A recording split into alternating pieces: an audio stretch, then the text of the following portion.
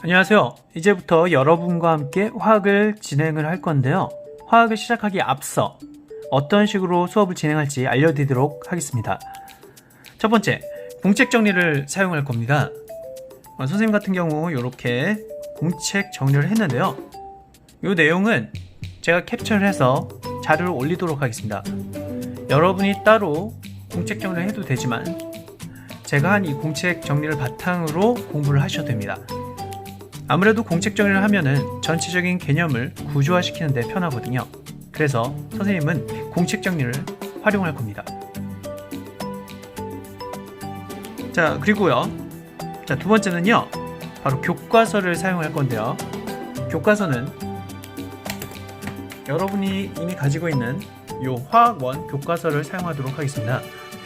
자, 이거는 비상교육 거고요. 수업을 진행할 때 항상 이 교과서를 가지고 계시면 됩니다. 세 번째는요, 바로 EBS 문제집입니다. 이건데요, EBS 개념 완성 문항편입니다. 과학 탐구 영역이고요. 자, 여기 보시면은 얇죠? 괜찮죠? 네, 이렇게 얇은 화학원 과학 탐구 영역을 준비하시면 됩니다. 보시면 아시겠지만 흰색이고요. 개념 완성 문항편이고 얇습니다. 그리고 여기 중요한 게 화학원을 준비를 하셔야 돼요. 이게 똑같은 모양의 통합과학도 있는데요. 분명히 말씀드리지만 화학원을 준비하셔야 됩니다. 자, 이렇게 교과서와 공책 정리를 바탕으로 개념을 정리를 하고요. 문제집을 통해서 이 개념을 적용해서 전체적으로 수업을 진행하는 방식을 선택하도록 하겠습니다. 선생님이 화학을 굉장히 좋아해요. 그런데 그 좋아하게 된 배경을 살펴보니까 아무래도 화학이 재미있어서 그래요. 그래서 이 동기유발 이 동기유발이 굉장히 중요하다라고 생각했습니다. 그래서 어떻게 하면 여러분에게 이 화학이 재밌게 다가올 수 있을까 계속 고민을 하고 있고요. 앞으로 컨텐츠를 통해서 계속적으로 좀 발전해 나가는 모습을 보일게요. 아무래도 동기 유발 방법 중에 하나가 바로 실험을 하는 거겠죠. 그래서 선생님이 그 실험하는 영상을 찍거나 아니면 실생활에서 어떻게 화학이 유용하게 쓰이는지 이런 거를 위주로 설명을 생생하게 하려고 노력하도록 하겠습니다. 이 세 가지 물론 중요해요. 하지만 선생님이 생각하기에 가장 중요한 건 이 동기 유발, 즉 재미라고 생각합니다. 그래서 요거에 집중해서 알려드리도록 할게요. 그럼 이제 시작해볼까요? 이제 목차를 같이 살펴보도록 하겠습니다. 자, 여러분이 이 교과서를 받았을 때 아무래도 전체적으로 우리가 아는 게 중요하잖아요. 그럴 때는 목차를 보는 것이 좋습니다. 같이 한번 볼게요. 크게 몇 가지가 나와 있죠? 맞습니다. 하나, 둘, 셋, 네 가지가 나와 있습니다. 크게 네 단원인데요. 첫 번째는 화학의 첫걸음입니다. 자, 두 번째는 원자의 세계고요. 세 번째는 뭐예요? 맞습니다. 화학 결합과 분자의 세계입니다. 네 번째는 바로 역동적인 화학 반응이고요. 자, 화학의 첫걸음이라고 되는데요. 처음에 어떻게 발을 띄워야 될까요? 맞습니다. 이 화학이 어디에 쓰이는 거야? 이런 거에 초점을 맞추는 게 바로 화학의 첫걸음이죠. 이게 화학이 왜 필요해? 화학이 어디에 쓰이는 거야? 화학이 뭔데? 이걸 다루는 것이 바로 화학의 첫걸음입니다. 그래서 우리는 특히나 여기 중에서 바로 화학과 우리 생활을 볼 거고요. 나중에 되면 바로 물질의 양에 대해서 알아볼 건데 이게 조금 어려울 수 있어요. 하지만 저와 같이 하면 잘할 수 있을 거예요. 자, 이렇게 화학의 첫걸음을 끝내고 나서 이제 바로 원자의 세계에 들어갑니다. 자, 여러분, 원자란 거는 화학적으로는 더 이상 쪼갤 수 없는 가장 작은 입자를 말합니다. 그래서 이 원자에 대해서 알아보고요. 이 그림도 나와 있네요. 그쵸? 이 동그란 게 이제 원자 모형이라고 할 수가 있죠. 자, 여기 선생님도 준비했는데요. 자, 여기 보이세요? 자, 이 동그란 거.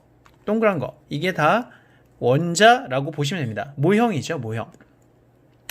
자, 그러면 이렇게 원자의 세계에서 이 동그란 거 하나하나를 보고 요거에 대해서 특징을 파악을 했다면 이제 이것들이 결합한 요 모양 있죠? 이렇게 결합한 요 결합을 우리가 무슨 결합이라 한다? 화학 결합이라고 합니다. 이렇게 화학 결합을 하면 이렇게 덩어리가 되죠?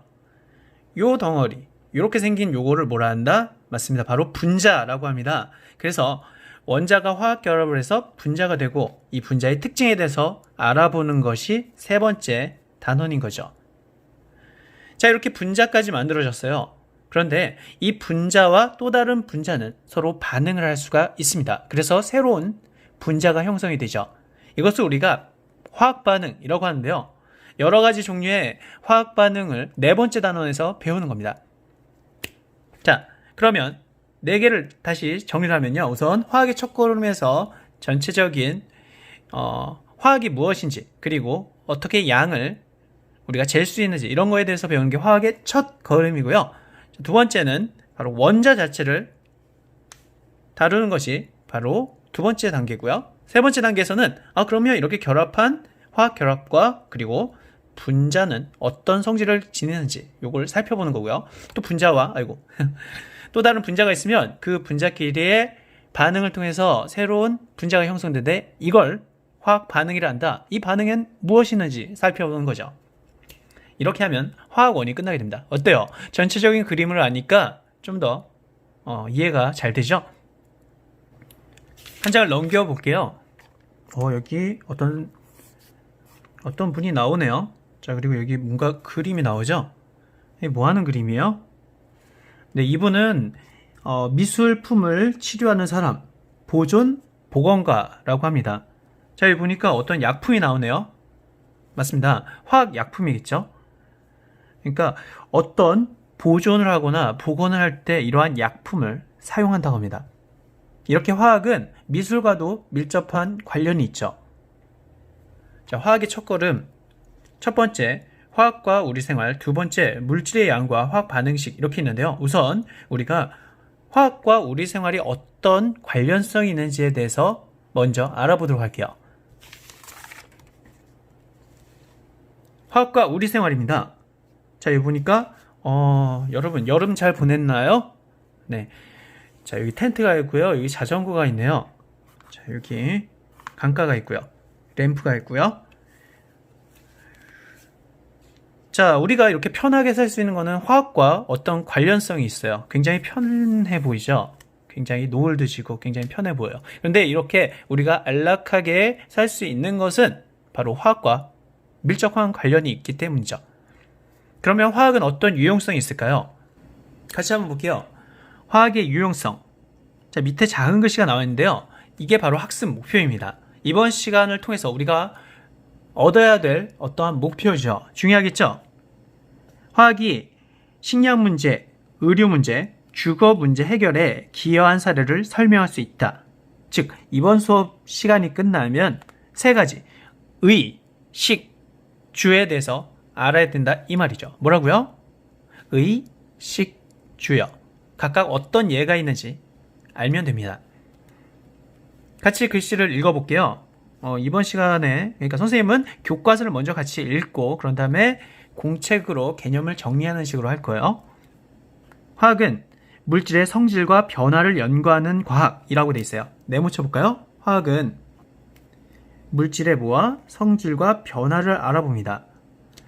자, 물질의 성질, 즉 물질 그 자체를 아는 것이 바로 원자, 또요 원자의 모임인 분자와 관련이 있고요. 이 변화가 바로 반응이죠. 그래서 앞에서 우리는 원자, 분자 단원이 있었고요. 또 마지막에 역동적인 화학 반응이라는 변화 단원이 있었던 거죠. 이렇게 우리는 물질 그 자체를 다루고 또 그 물질의 변화를 알아보는 것이 바로 화학입니다. 자, 누군가가 물어볼 수 있어요. 화학이 뭐라고요? 화학이 뭐예요? 물질과 변화를 알아보는 겁니다. 물질과 변화를 알아보는 겁니다. 물질은 원자, 분자, 변화는 반응이죠. 중요하니까 이렇게 밑줄을 그었어요. 자, 이러한 과학으로 인류에게 닥친 식량 문제, 의료 문제, 주거 문제 등을 해결하는 데 기여하여 왔다. 인류 역사에서 화학이 어떻게 일상생활의 문제를 해결하고 우리 삶의 질을 향상해 왔는지 그 발자취를 따라가 보자. 우리 역사에서 의식주를 화학이 어떤 식으로 해결했을까요?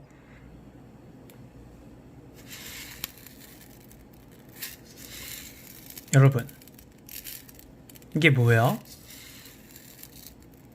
맞아요. 쌀이죠. 여러분이 이걸 보면 어떤 생각이 나나요? 선생님이 이걸 보면 화학이 생각나요. 왜 그럴까요?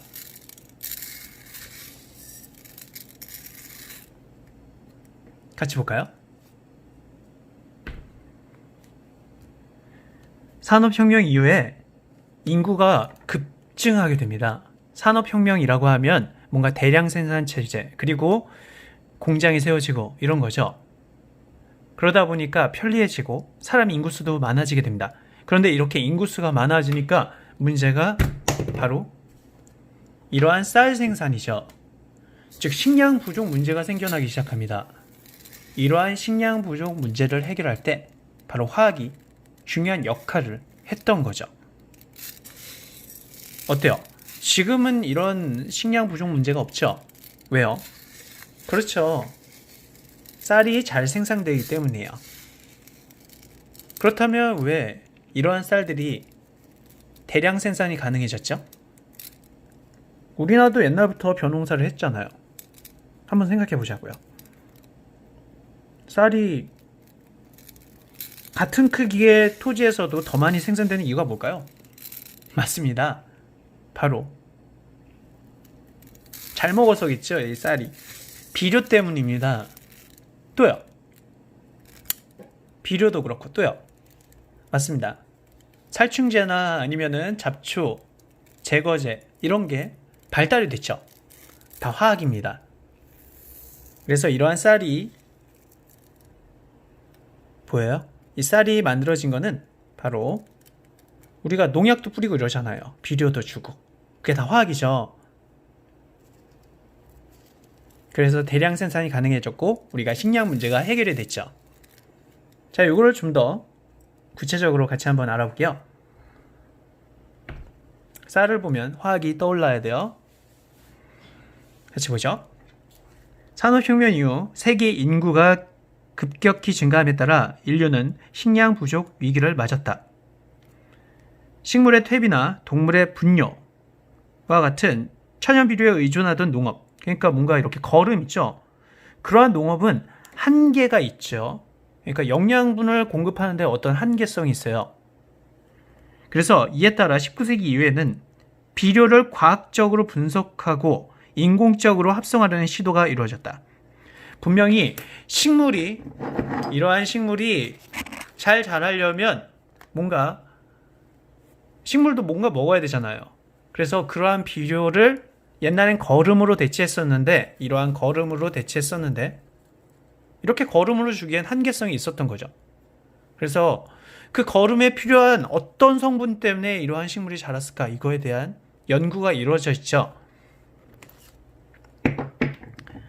자, 독일의 과학자 리비가 나옵니다. 1번이라고 써줄래요? 자, 리비는 질소, 인, 칼륨, 이 식물 생산에 꼭 필요한 원소라는 것을 밝혀냅니다. 즉, 식물이 잘 자라려면 질소, 그리고 인, 칼륨, 이 세 가지가 꼭 필요했던 거죠. 이걸 우리가 비료의 3요소라고 합니다. 그 전까지 자연 거름, 동물의 배설물, 소똥 이런 거를 썼는데 그 안에 어떤 성분 때문에 식물이 잘 자랄까 보니까 바로 이 세 가지죠. 질소, 인, 칼륨, 질소, 인, 칼륨, 질소, 인, 칼륨, 질소, 인, 칼륨. 자, 그런데 이 질소는 우리가 원소계를 N, 나이트로젠이라고 쓰고요. 인은 P라고 씁니다. 포스포러스. 자, 그리고 칼륨은 칼륨의 K를 쓰죠. 영어로는 포타슘이라고도 합니다. 자, NPK. 자, 이렇게가 바로 비료의 3요소예요. 이걸 밝혔어요. 이 사람은 이 세 개가 중요해, 이렇게만 이야기를 했죠. 그리고 특히 질소가 포함된 인공 비료를 개발해서 사용할 것을 제안을 했어요. 왜냐하면 이 질소가 굉장히 중요하거든요. 이 식물의 질소가 굉장히 중요하죠. 여러분, 식물도 세포로 이루어져 있죠. 그쵸? 세포로 이루어져 있는데 식물세포, 그 세포 안에 핵 있죠. 그 핵 안에 DNA가 있는데 그 DNA를 구성하는 게 바로 질소예요. 질소가 DNA 있죠. 그렇기 때문에 질소가 굉장히 중요해요. 그래서 물론 이 세 가지가 중요하지만 그 중에서 질소 비료가 굉장히 중요하다는 사실을 이야기를 했죠. 그럼 누군가가 이제 만들어야 되죠. 그 사람이 누굴까요? 맞습니다. 바로 두 번째 2라고 써주실래요? 1906년 하버입니다. 하버는 바로 이 사람인데요. 이 하버는 공기 중의 질소를 수소와 반응시켜 암모니아로 대량 생산을 합니다. 합성하는 제조 공정을 개발했습니다. 공기 중의 질소를 수소와 반응시켜 워낙 중요하기 때문에 밑줄을 그쳐 공기 중의 질소를 수소와 반응시켜 암모니아로 대량 합성하는 제조 공정을 개발합니다. 이걸로 이 하버는 노벨상을 받게 됩니다. 여기 보이세요? 하버입니다. 독일의 화학자고요. 바로 암모니아 합성법. 암모니아는 NH3인데요. 이 합성법으로 노벨상을 받게 되죠. 여러분, 이 하버가 암모니아를 생산했다고 그랬잖아요. 그런데 이 질소 있잖아요. N2라고 하는 이 질소는 공기 중에 한 몇 퍼센트 있을 것 같아요? N2도 기체이기 때문에 공기 중에 존재하는데 한 몇 퍼센트 있을 것 같아요. 공기 중에는 수소도 있고 또 질소도 있고 헬륨도 있고 네온도 있고 여러 가지 있는데 이 질소는 한 몇 퍼센트 있을 것 같아요? 이 질소가? 맞습니다. 70%가 넘습니다. 아니 공기 중에 이렇게 많은 질소가 N2가 공기 중에 그렇게 많은데 얘 있잖아요. 이 식물에 잠깐만요. 이 식물이 질소를 그렇게 원한대요. 근데 공기 중에 그렇게 많은데 뭐요? 그냥 얘는 그냥 흡수하면 되잖아요. 라고 생각할 수 있는데 이 N2가 식물에 바로 흡수가 안 됩니다. 공기 중엔 많지만 이 식물에는 바로 흡수가 안 되죠. 신기하죠? 그러면 이 식물이 흡수할 수 있는 형태로 바꿔줘야 됩니다. 즉 보관할 수 있는 형태로 바꿔야 되죠. 그래서 하버가 생각한 게 바로 이 질소를 바로 주입하는 게 아니라 암모니아로 바꿔서 뭘로 바꿔서? 암모니아로 바꿔서 그 암모니아를 또 이러한 화학 비료로 바꿔야 되죠. 보이세요? 자, 이러한 화학 비료로 바꿔야 되죠. 여러분, 암모니아 그 자체는 굉장히 위험합니다. 꼭 아셔야 돼요. 암모니아는 독가스예요. 그래서 하버가 암모니아를 생산했지만 암모니아 자체는 독가스예요. 그럼에도 불구하고 이 NH3가 바로 이러한 질소 비료로 바뀔 수 있기 때문에 하버가 중요한 거죠. 자, 다시요. 공기 중엔 N2가 굉장히 많아요. 그런데 이 N2를 얘가 바로 흡수할 수는 없습니다. 그러면 그 중간 과정이 필요하겠죠. 그걸 바로 암모니아 합성 과정으로 할 수 있고요. 암모니아 자체를 얘한테 주면 또 죽어요. 왜냐하면 암모니아가 독가스이기 때문에요. 그래서 암모니아를 뭘로 바꾸고? 맞습니다. 화학 비료로 바꾸고 그걸 얘한테 주입하는 거죠. 이렇게. 그러면 잘 자라겠죠? 그래서 이 하버는 바로 암모니아 생산을 통해서 화학 비료를 만들 수 있게 해준 과학자라고 할 수 있고요. 이를 통해서 바로 노벨상을 받게 된 거죠. 이렇게 질소 화학 비료 외에도 살충제, 해충을 없애는 거고요. 제초제 뭐예요? 잡초를 없애는 거고. 맞아요. 그리고요. 복합비료. 복합비료는 질소 외에도 아까 전에 말한 비료의 3요소인 인하고 칼륨까지 포함된 비료를 말합니다. 이렇게 얘네는 이제 농약 계열이죠. 농약 그리고 비료. 이렇게 식량 증대는 비료와 농약으로 만들어졌고 농약 안에는 살충제와 제초제 이런 게 있다라고 생각하시면 됩니다. 아무래도 가장 중요한 건 요 네모친 거고요. 여기서 요걸 화학 반응식이라 그래요. 네, 참고로 알아주세요. N2는 질소, H2는요 수소, NH3가 암모니아고요. 앞에 여기 초록색 요 숫자들 개수라고 하는데요. 요거는 원자의 개수를 맞춰주기 위해서 붙인 겁니다. 이 원자의 개수와 이 원자의 개수가 서로 같거든요. 자, 그렇게 생각하시면 됩니다. 이렇게 우리가 식량 문제를 어떻게 해결하는지 알아봤어요. 이제 의류 문제 해결입니다. 식물에서 얻은 면이나 마, 동물에서 얻은 비단, 실크라고도 하죠. 자, 이와 같은 천연 섬유는 흡수성과 촉감 등은 분명히 좋습니다. 하지만 질기지 않아서 쉽게 닳고 대량 생산이 어려웠죠. 그러나 얘도 산업혁명이네요. 이 산업혁명 이후 천연 섬유의 단점을 보완한 합성 섬유가 개발되면서 우리 생활에 큰 변화를 가져왔다라고 되어 있습니다. 자, 그러면 어떤 게 있는지 같이 한번 볼까요? 그러니까 그전에는 우리가 면이나 마, 모카시에서 이렇게 얻었잖아요. 아니면 누에고치, 그쵸? 실크 이런 거 얻고 했었는데 그렇게 자연에서 얻는 건 어느 정도 한계가 있었죠. 그래서 새로운 섬유인 합성 섬유가 필요했죠. 어떤 게 있을까요? 1937년 미국의 과학자 캐로더스는 매우 질기고 유연한 섬유인 나일론을 합성하는 데 성공하였다. 그 당시 미국에서는 여성들이 비단으로 만든 스타킹을 신었는데 비단 스타킹은 값이 매우 비쌌지만 금방 해졌다. 반면 나일론으로 만든 스타킹은 비단 스타킹보다 훨씬 질기고 값이 싸서 사람들은 점차 나일론 스타킹을 많이 신게 되었다. 현재 나일론은 의류용 섬유 이외에 가방, 밧줄, 칫솔 등의 재료로 이용된다라고 되어 있습니다. 자, 여기 1번이라고 해주실래요? 누구라고요? 캐로더스의 나일론입니다. 최초의 합성 섬유죠. 자, 여러분 나일론 봤나요? 여러분 선생님이 스타킹은 없거든요. 근데 이게 뭐야? 양말이에요. 선생님 양말인데 요 자체는 면이지만 요 부분 있잖아요. 요 부분 보여요? 신축성이 강하죠? 자, 이건 나일론으로 만들어졌습니다. 면하고 나일론이 같이 있는 거죠. 자, 이 나일론은 인간이 최초로 합성한 합성 섬유입니다. 자, 이 사람이 캐로더스인데요. 캐로더스는 고분자 화학의 기초를 연구하여 합성 섬유인 나일론을 합성하여 그리고 고무인 네오프렌을 개발하였다라고 되어 있어요. 굉장히 유명한 사람이에요. 아까 전에 그 스타킹하고 연관해서 나왔는데요. 실제로 옛날 그 당시 여성들이거든요. 그런데 요거는 그 전까지는 실크를 사용했는데 금방 해졌어요. 대량 생산도 어려웠고요. 그런데 이 나일론 개발로 인해서 값이 싸고 그리고 오랫동안 신을 수 있는 스타킹이 만들어졌고 지금까지도 나오고 있죠.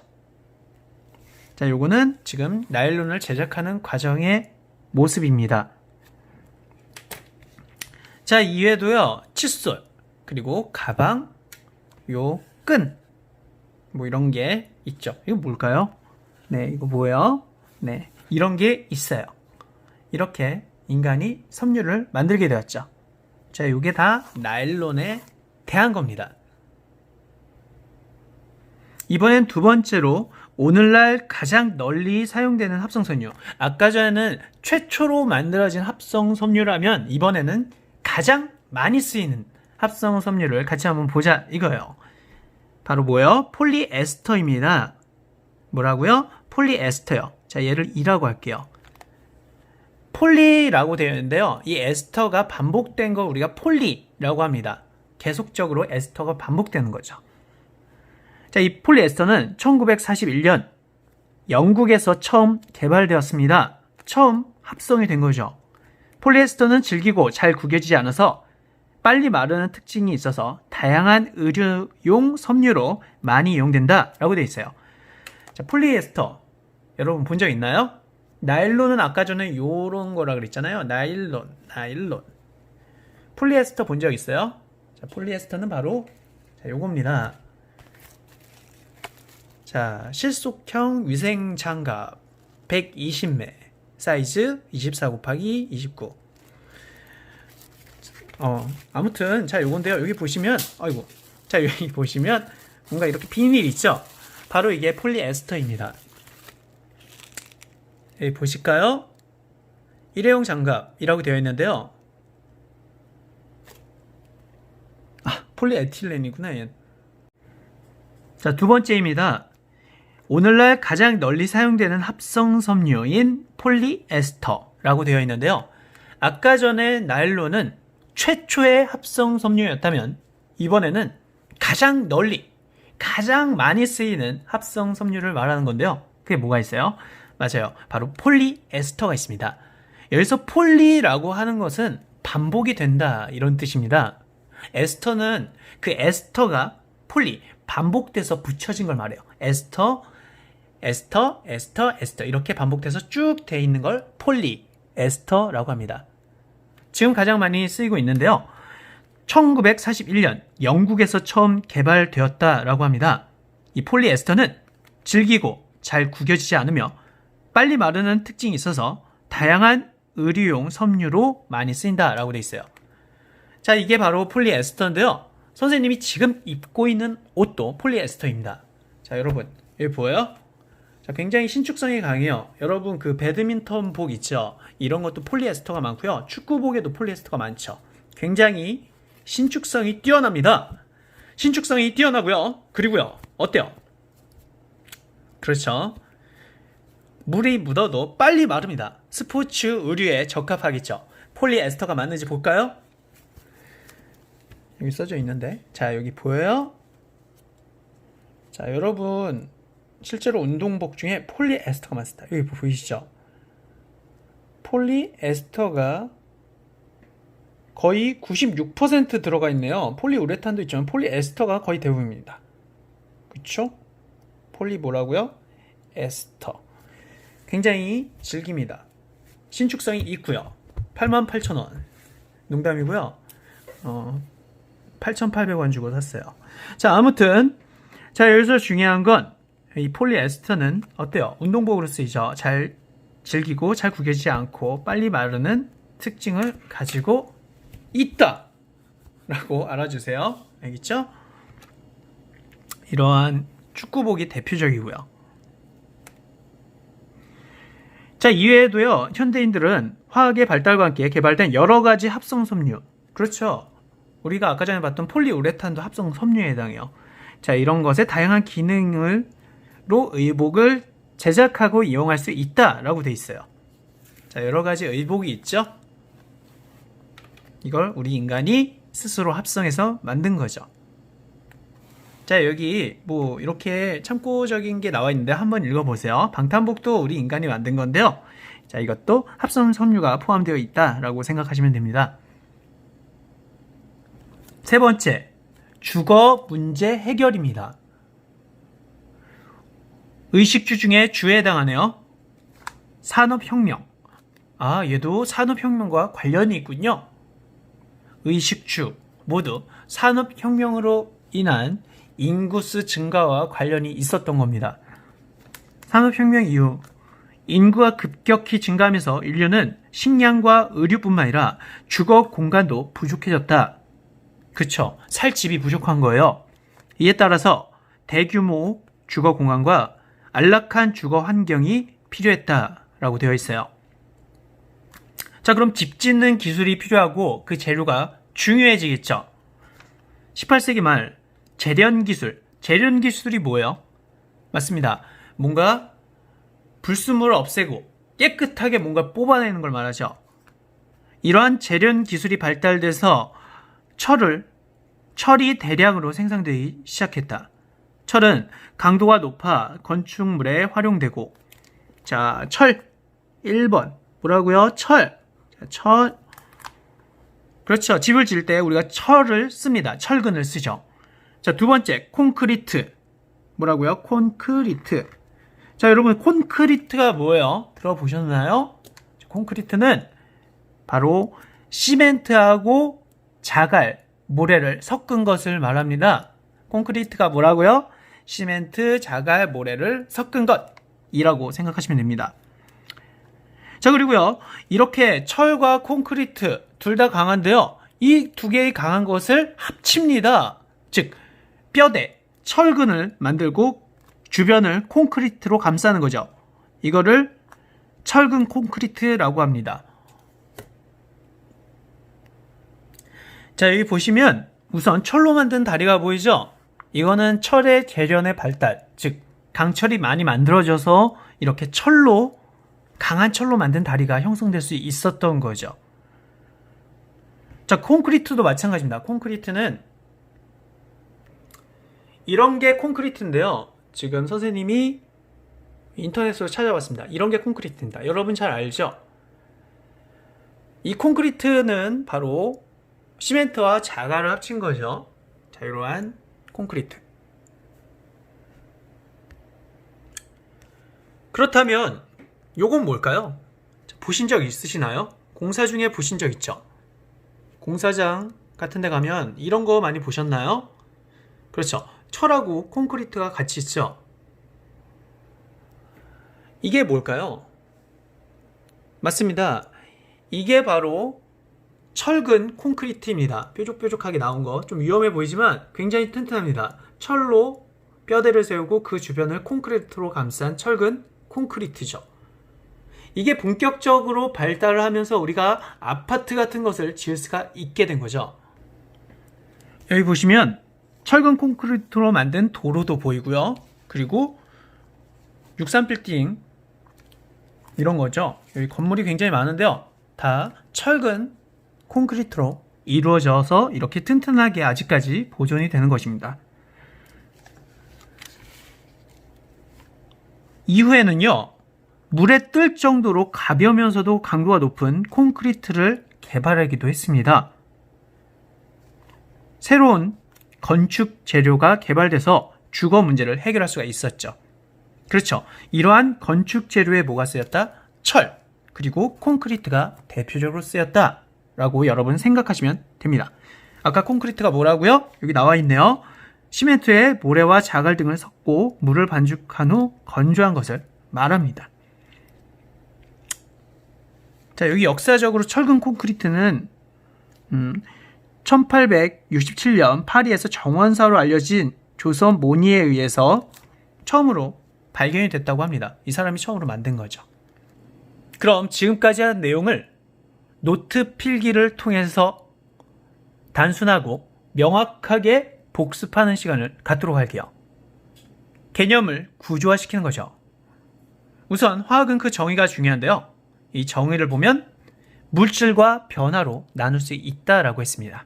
물질은요, 원자와 분자와 관련된 거고요.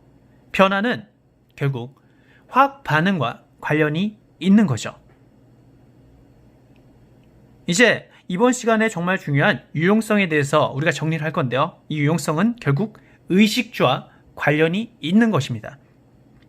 식량을 우선 살펴보면요, 화학 비료와 관련이 있습니다. 이 화학 비료는 바로 하버와 관련이 있는데요. 하버는 암모니아 생산을 통해서 식물에 직접적으로 흡수가 안 되는 질소 분자를 수소와의 반응을 통해서 암모니아로 바꾸고 이 암모니아를 질소 화학 비료로 만들어서 식량의 대량 생산 체계를 이룰 수 있게 했죠. 자, 그 다음에 해충이나 잡초를 없앨 수 있는 농약이 개발이 됐고요. 또한 아까 전에 화학 비료와 플러스에서 비료의 3요소라고 할 수 있는 인, 칼륨까지 복합적으로 된 복합 비료가 생산이 됐죠. 이렇게 농약과 비료의 생산으로 인해서 식량이 증대될 수 있었던 겁니다. 두 번째는요, 바로 의류와 관련이 있는데요. 인간이 직접적으로 만든 의류, 즉 합성 섬유와 관련이 있었던 거죠. 합성 섬유는 크게 두 가지가 중요한데요. 첫 번째는 나일론입니다. 나일론은 스타킹이나 칫솔에 주로 사용이 됐죠. 자, 두 번째는요, 바로 폴리에스터인데요. 아까 전에 말한 바로 이러한 신축성 있는 옷이 폴리에스터입니다. 마지막으로 주거가 있습니다. 살 집이 필요하겠죠? 그렇다면 건축 재료가 굉장히 중요해집니다. 건축 재료는 크게 철과 콘크리트로 나눌 수가 있는데요. 이 콘크리트는 시멘트하고 모래 자갈을 합친 것을 말합니다. 그리고 이렇게 강한 철과 콘크리트를 한꺼번에 한 철근 콘크리트로 우리가 어떤 건축물을 지을 수가 있게 된 거죠. 여기는 안 썼지만요. 추가적으로 우리가 무슨 연료요? 맞습니다. 화석 연료를 통해서 난방과 요리를 할 수 있게 된 거죠. 이 화석 연료는요. 탄소와 수소로 이루어져 있고요. 자, 이렇게 우리가 마지막으로 공책 정리를 통해서 이렇게 살펴봤어요. 다시 한번 얘기를 하면요. 우선 동기 유발을 통해서 뭔가 이렇게 보여주려고 사진이라도 아니면 실험이라도 이렇게 하려고 하고요. 그리고 공책 정리를 하기 전에 교과서를 통해서 같이 한번 읽어보고 중요한 사항을 체크하고 마지막으로 공책 정리로 우리가 복습으로 단순화시키는 겁니다. 결국 여러분은 나중에 보면 이 공책 정리가 정말 중요해요. 왜냐하면 이 공책 정리를 통해서 우리가 어떤 단서를 찾을 수 있기 때문이죠. 그쵸? 기억을 하려면 이 공책 정리가 잘 돼야 돼요. 구조화를 시키는 거죠. 자, 수고했어요. 이번 시간은 이렇게까지 했고요. 여기 위에 보면 이렇게 학습 과제가 있거든요. 그거를 하셔서 올려주시면 됩니다.